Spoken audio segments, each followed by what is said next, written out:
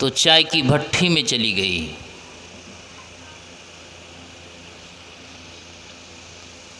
उसी तरह से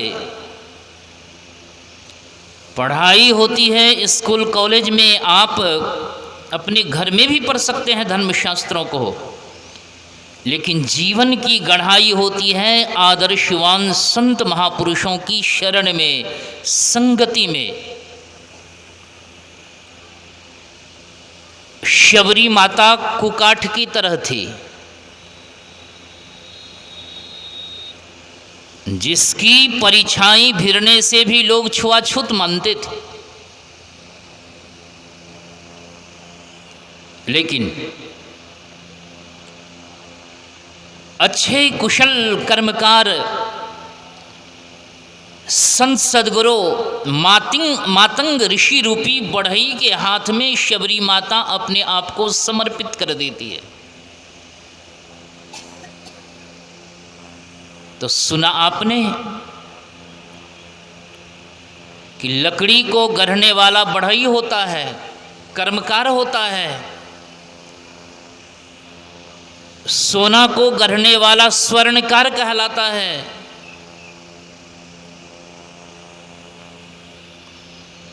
मिट्टी को गढ़ने वाला मूर्तिकार कहलाता है, कलाकार कहलाता है, और मनुष्य को गढ़ने वाले वे ही संत सदगुरु कहलाते हैं।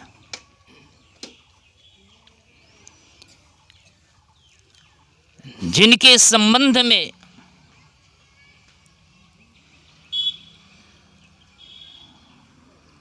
भगवान मर्यादा पुरुषोत्तम श्री रामचंद्र जी महाराज कहते हैं कि षट विकार जित अनघ अकामा, अचल अकिंचन सुचि सुख धामा, अमित बोध अनीह मित भोगी, सत्य सार कवि कोविद योगी, सावधान मानद मदहीना, धीर भगति पथ परम प्रवीणा, गुनागार संसार दुख विगत रहित संदेह, और तजि मम चरण सरोज प्रिया जिनकर देह न गेह। तो ऐसे मनुष्य को गढ़ने वाले कौन होते हैं? तो वे ही संत सदगुरु कहलाते हैं।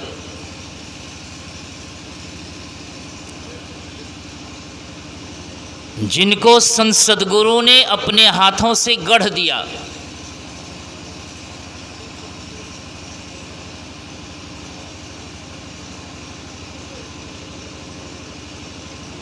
तो वे ही इस संसार में जब तक शरीर में है तब तक, शरीर छोड़ने के बाद परमात्मा के दरबार में भी उसी की कीमत होती है। उदाहरण तो आपने सुना ही, शबरी माता कुकाठ की तरह थी, मातंग ऋषि की शरण में अपने आप को समर्पित कर देती हैं, और मातंग ऋषि जब उसको गढ़ते हैं तो भगवान मर्यादा पुरुषोत्तम श्री रामचंद्र जी महाराज के दरबार में वह भगवान श्री रामचंद्र जी महाराज का दरबार क्या है? सगुण साकार रूप में अयोध्यापुरी में उनका दरबार जो धर्मशास्त्रों में प्रमाणित हैं।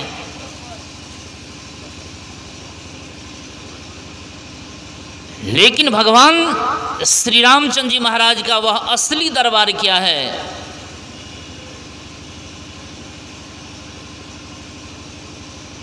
तो वही असली दरबार है त्रैवर्ग परम पद।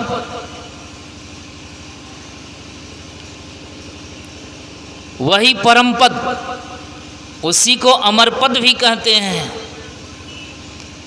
जहां से लौट करके यह जीव फिर इस संसार सागर में नहीं आता है। तजियोग पावक देह हरिपद लीन भई जह नहीं फिरे।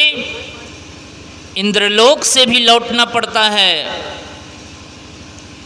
विष्णु लोक से भी लौटना पड़ता है, ब्रह्मलोक से भी लौटना पड़ता है, लेकिन परमात्मा के उस दरबार में जो पहुंच जाता है उसे फिर इस संशयत गत्वा न निवर्तन्ते तद्धाम परमं मम। भगवान योगेश्वर श्री कृष्ण जी महाराज कहते हैं कि वही मेरा परम धाम है। यद्गत्वा, जहाँ पहुँचने के पश्चात न निवर्तन्ते, अर्थात फिर वापस नहीं आना पड़ता है।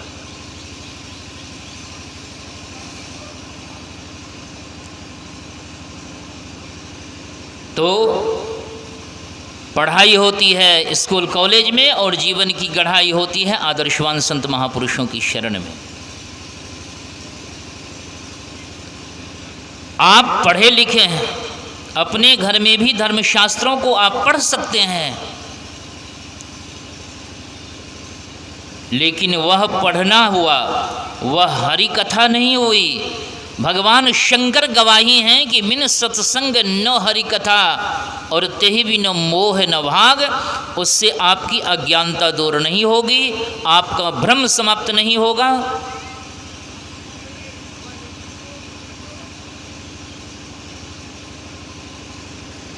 तो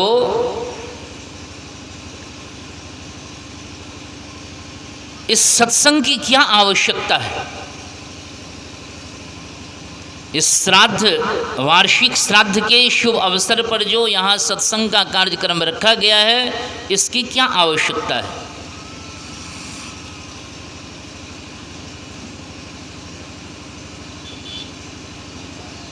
तो पद्म पुराण की कथा अभी आप लोग सुन रहे थे।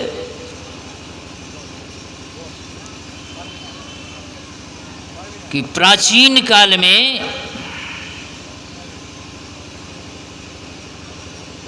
एक बड़े पुण्यात्मा राजा हो गए, श्वेत के नाम से। श्वेत का अर्थ ही होता है उज्जवल, धवल, स्वच्छ, पवित्र।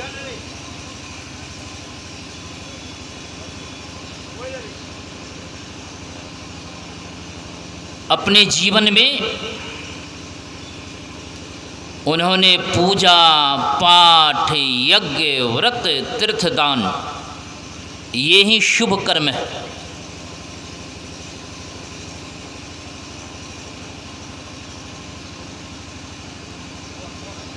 लोगों की भावना रहती है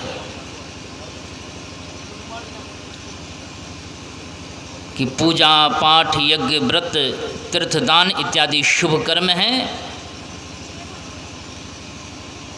इन शुभ कर्मों को हम करेंगे, करते हुए यदि एक बार सगुण साकार रूप में प्रभु हमें दर्शन दे देंगे और प्रभु का नाम उच्चारण करते हुए यदि हमारा शरीर छूट जाएगा तो हमारा बेड़ा पार हो जाएगा। लोगों की ऐसी भावना रहती है। एक बार प्रभु की झांकी मिल जाए, प्रभु का नाम उच्चारण करते हुए हमारा शरीर छूट जाए तो मेरा जीवन धन्य हो जाएगा। लेकिन अपने धर्मशास्त्रों को आप पढ़ें, प्रमाणों को खोजें।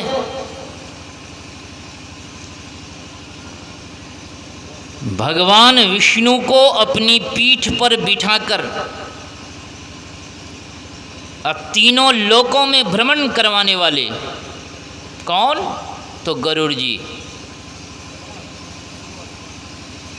अब कितनी बार भगवान के दर्शन हुए होंगे, विचार कर सकते हैं। जब भगवान को अपनी पीठ पर बिठा करके ही ले चलते थे गरुड़ जी, तो अब कहने की बात क्या है। लेकिन भगवान के सगुण साकार रूप दर्शन करने के पश्चात भी क्या गरुड़ जी का कल्याण हो गया? गरुड़ जी अज्ञानता से छूट गए, उनका भ्रम दूर हुआ? नहीं हुआ। उनका भ्रम दूर कहाँ हुआ? उनकी अज्ञानता कहाँ मिटी? जब वे नीलगिरी पर्वत पर रहने वाले कागभूषुंडी जी महाराज की शरण में जाकर के यही सत्संग श्रवण करते हैं, तब उनका भ्रम दूर हुआ, उनकी अज्ञानता दूर हो गई, उसे ज्ञान प्राप्त हो गया। तो सगुण साकार रूप भगवान के दर्शन करने के पश्चात भी भ्रम दूर नहीं होता है, अज्ञानता नहीं मिटती है। प्रत्यक्ष रामचरितमानस प्रमाण है। गरुड़ जी का प्रसंग हम लोग जानते ही हैं। सत्संग में उनका भ्रम दूर हुआ, उनकी अज्ञानता मिटी। इसीलिए भगवान सदाशिव कहते हैं कि बिन सत्संग न हरि कथा। मनुष्य जीवन में सत्संग करने की क्या आवश्यकता है? इसीलिए राजा श्वेत सारे शुभ कर्मों को तो करते थे, लेकिन सत्संग में उनकी अभिरुचि नहीं थी।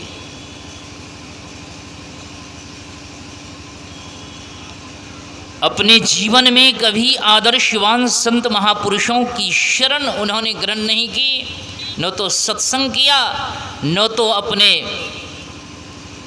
घर संत महापुरुषों को का निवास अर्थात न तो उनको बुलाया और न तो उनको भोजन कराया, और सारे शुभ कर्मों को करता था।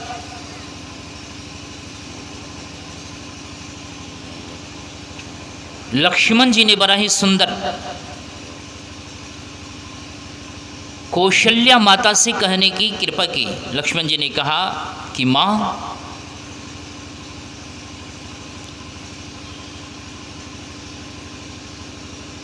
गौशाला में आग लगाने वालों को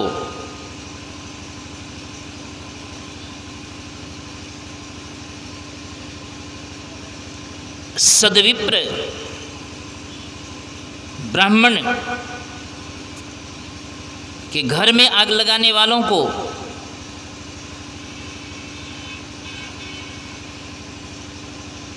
किसी को विष दे देता है, उसको जो पाप लगता है,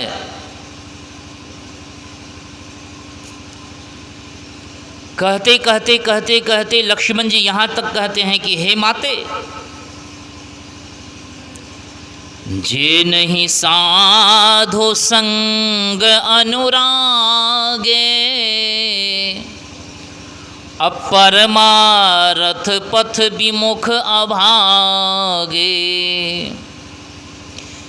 जे नहीं साधु संग अनुरागे, जिन्होंने अपने जीवन में संत महापुरुषों से अनुराग नहीं किया, अर्थात प्रेम नहीं किया, सत्संग नहीं किया, तो सत्संग नहीं करने वालों को जो पाप लगता है, लक्ष्मण जी कहते हैं कि माँ, यदि मेरी थोड़ी भी इच्छा हो कि प्रभु भगवान श्री राम वन चले जाएं और अयोध्या की राजगद्दी मुझे मिले, भरत जी कहते हैं कि अयोध्या की राजगद्दी मुझे मिले और भगवान श्री रामचंद्र जी महाराज वन चले जाएं, तो जो जे नहीं साधु संग अनुरागे और परमारथ पथ विमुख अभागे, तो उसको जो पाप लगता है वही पाप मुझे लगे।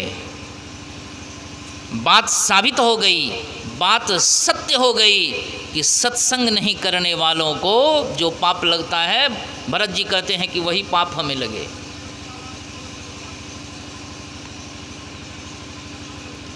राजा श्वेत अपने जीवन में सारे शुभ कर्मों को तो किया, लेकिन सत्संग नहीं किया था। उन्होंने अपने जीवन में 1000 108 द्रव्यमय यज्ञों को किया था, जिसके पुण्य प्रताप से राजा श्वेत का जब शरीर छूटा तो मरने के बाद राजा श्वेत कहाँ गए तो ब्रह्मलोक, ब्रह्मा जी का लोक। एक आसन पर राजा श्वेत बैठते थे ब्रह्मलोक में। ब्रह्मा जी के आसन पर बैठते थे, लेकिन जिस प्रकार एक आदमी सन सुतरी लोहे की जंजीर से बंधा हुआ है और दूसरा आदमी सोने की जंजीर से बंधा हुआ है, तो दोनों तो बंधन ही है ना। जो आदमी लोहे की जंजीर से बंधा हुआ है उसके सामने में यदि आप भोजन रख दें, हाथ बंधा हुआ है, दूसरा आदमी सोने की जंजीर से बंधा हुआ है, उसके सामने में भी यदि आप भोजन रख देंगे तो जैसे लोहे की जंजीर से बंधा हुआ आदमी भोजन नहीं कर सकता है, उसी तरह से सोने से जो बंधा हुआ वह भी तो भोजन नहीं कर सकता है। तो दोनों तो बंधन ही है।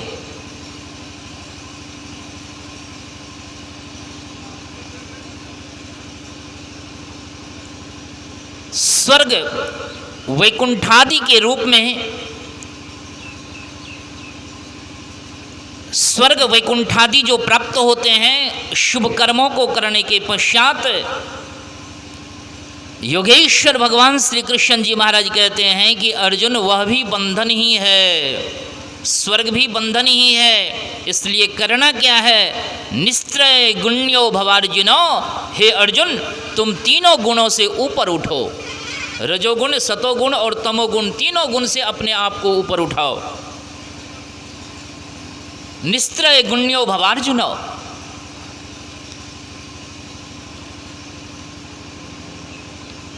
ब्रह्मलोक में चले जाने के पश्चात भी राजा श्वेत कर्म बंधन से नहीं छूट सके। आखिर ब्रह्मलोक में भी राजा श्वेत को भूख और प्यास सताने लग गई, जबकि ब्रह्मलोक की महिमा है कि वहाँ किसी को भूख प्यास नहीं लगती है। वहाँ अवस्था परिवर्तन नहीं होता है, वहाँ बुढ़ापा नहीं आता है। लेकिन राजा श्वेत को ब्रह्मलोक में भूख और प्यास सताने लग गई, तो भूख और प्यास को हम लोग कितने दिनों तक छिपा करके रख सकते हैं? संभव नहीं है। सुंदरदास जी महाराज को भी कहना पड़ा कि पांव दिए चलने फिरने को, हाथ दिए हरि कीर्ति कराए, कान दिए सुनिए हरि के यश, नैन दिए तिन मार्ग दिखाए,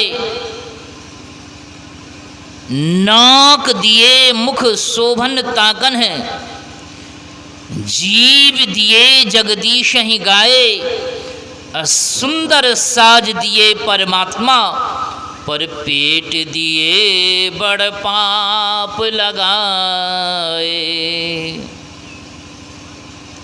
बनावट की दृष्टि से तो पेट आगे है, सबके आगे में है ना पेट, बनावट की दृष्टि से, लेकिन यह पेट सबके पीछे पड़ा हुआ है, सबके पीछे। कितने लोग कहते हैं कि बाबा क्या करेंगे, पापी पेट का सवाल है, पापी पेट का सवाल। पेट क्या है? ये पापी है। ये पेट को पापी क्यों कहा गया? पेट को पापी क्यों कहा गया? क्यों लोग ऐसा कहते हैं कि बाबा पापी पेट का सवाल है? कारण यह है,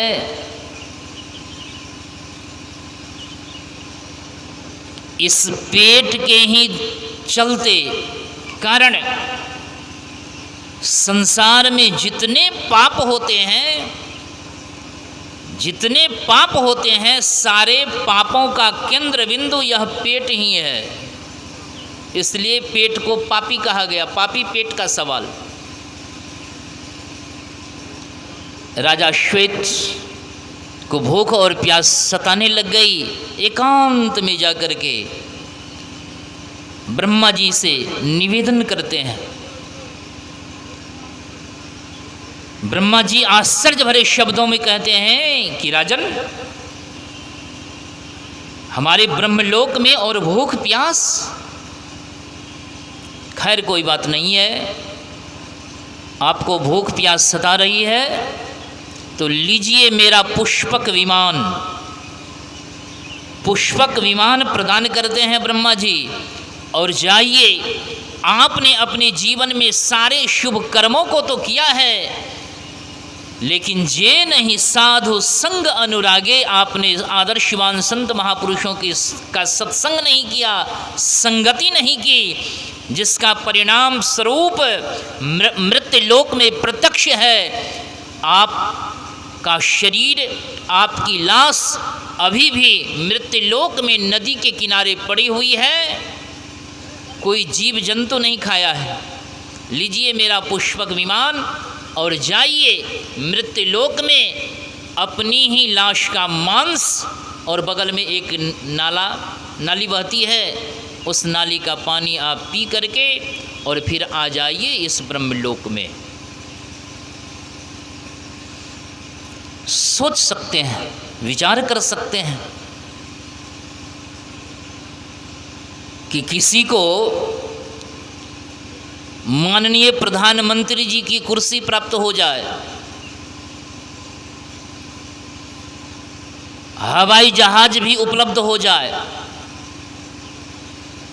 उसको यदि भूख लगे तो भोजन करने के लिए अपनी ही लाश का मांस, नदी के किनारे लाश का मांस और गंदे नाली का पानी बगल में यहाँ पीना पड़े, पीने के लिए दिल्ली से उसको यदि यहाँ आना पड़े, तो मुँह मारे ऐसी कुर्सी को, मुँह मारे ऐसे पद को।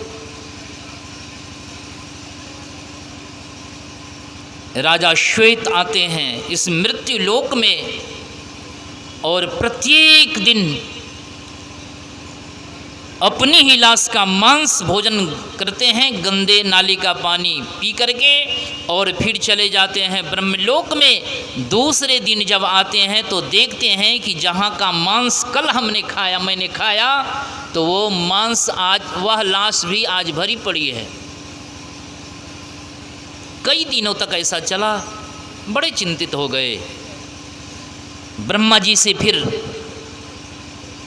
आर्त भरे शब्दों में पुकार करते हैं।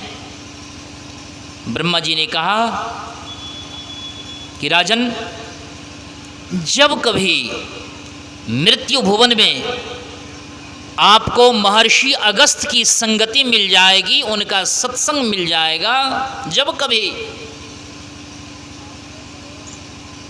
कभी का मतलब हुआ परमात्मा, परमपिता परमात्मा की कृपा।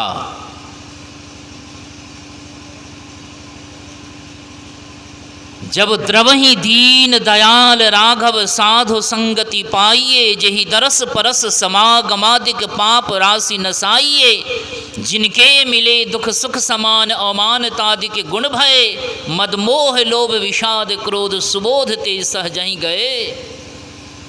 जब कभी आदर्शवान संत महापुरुषों की संगति अर्थात महर्षि अगस्त का संग आपको प्राप्त होगा, उनका सत्संग प्राप्त होगा, तभी आप इस जघन्य पाप और कर्म बंधन से छूट सकते हैं। और दूसरा, नान्यः पंथा विद्यते नाय, इस कर्म बंधन से छूटने का और कोई दूसरा उपाय नहीं है। राजा श्वेत का आना जाना लगा रहा। परमात्मा की कृपा हुई, इस मृत्यु भुवन में महर्षि अगस्त जी महाराज की संगति मिली, अर्थात सत्संग प्राप्त हुआ, और उनके सत्संग करते करते धर्म कथा बाहर सत्संगा, अंतर सत्संग ध्यान अभंगा, दोनों प्रकार के सत्संग करते हैं। और फिर राजा श्वेत सारे कर्म बंधनों की बेड़ियों को तोड़ करके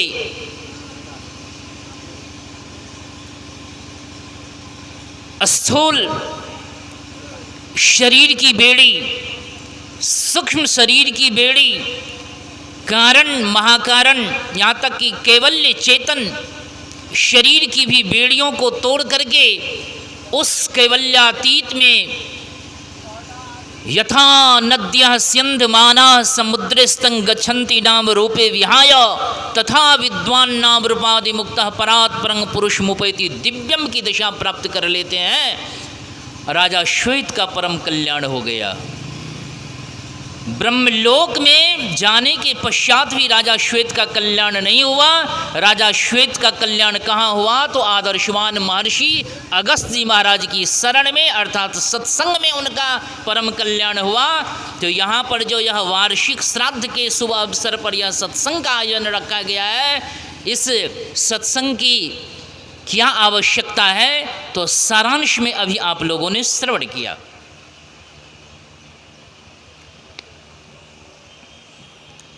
अभी हम लोग रामचरितमानस सार सटीक द्वितीय सोपान अयोध्या कांड से श्रवण कर रहे थे।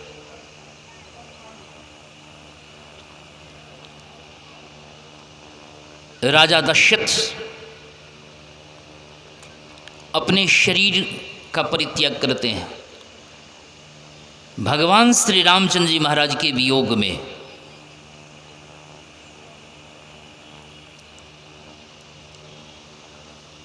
वशिष्ठ जी महाराज की आज्ञा से दूत जाते हैं भरत जी और शत्रुघ्न जी को अपने ननिहाल से रथ पर सवार करके और अयोध्यापुरी लाते हैं। तब तक राजा दशरथ के शरीर को तेल की नौका में रखा गया। भरत जी सबसे दरस परस करते हुए वशिष्ठ जी महाराज की शरण में आते हैं। तो वशिष्ठ जी महाराज जो भरत जी को उपदेश करते हैं वही अभी हम लोग पाठक्रम में श्रवण कर रहे थे। वशिष्ठ जी महाराज कहते हैं कि सुनहु भरत भावी प्रबल बिलख कहे ओ मुनिनाथ। वशिष्ठ जी महाराज कहते हैं कि भरत भावी बड़ा प्रबल होता है, भावी के वश सारे जीव हैं। बिलख कहे ओ मुनिनाथ, धन्य है राजा दशरथ और धन्य है राजा दशरथ की कीर्ति, उनका यश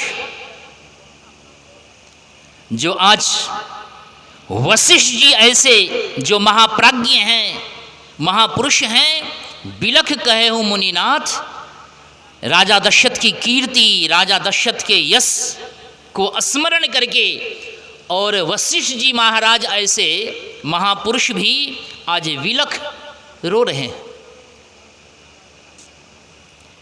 गांव समाज में किसी की मृत्यु होती है तो मृत्यु होती है तो कुछ ऐसे लोग होते हैं जिसकी मृत्यु को सुन करके, मृत्यु को देख करके लोग यही कहते हैं कि अच्छा हुआ, गांव समाज का पाप दहा गया। वो धरती पर का भार था, वो भार समाप्त हो गया, गांव समाज का भार ही था वो। और किसी मनुष्य की मृत्यु होती है तो उसकी मृत्यु को सुन करके गांव समाज के सारे लोग दुखी हो जाते हैं। मृत्यु तो दोनों की होती है, एक की मृत्यु में लोग प्रसन्नता मनाते हैं, एक की मृत्यु होती है तो लोग दुख प्रकट करते हैं।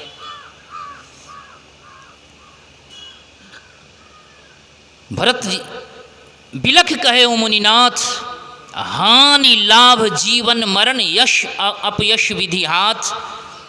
हे भरत, जीवन में हानि लाभ मरण, जीवन यश और अपयश, ये 6 जो कर्म हैं, यह मनुष्य के हाथ में नहीं है, यह परमात्मा के हाथ में है। फिर भरत जी वशिष्ठ जी महाराज कहते हैं कि भरत, राजा दशरथ किसी प्रकार से सोचने योग्य नहीं है। सोचने योग्य कौन है? तो सुना आपने, वशिष्ठ जी महाराज कहते हैं कि सोचिए विप्र जो वेद विहीना, वह ब्राह्मण सोचने योग्य है जो वेद ज्ञान से रहित हैं, जो अपने दिव्य गुणों से रहित हैं। शमो दमस्तपः शौचं क्षान्तिरार्जवमेव च ज्ञानं विज्ञानमास्तिक्यं ब्रह्म कर्म स्वभावजम। इन दिव्य लक्षणों से को जिन्होंने धारण नहीं किया है, तो वह ब्राह्मण सोचने योग्य है, वह क्षत्रिय सोचने योग्य है।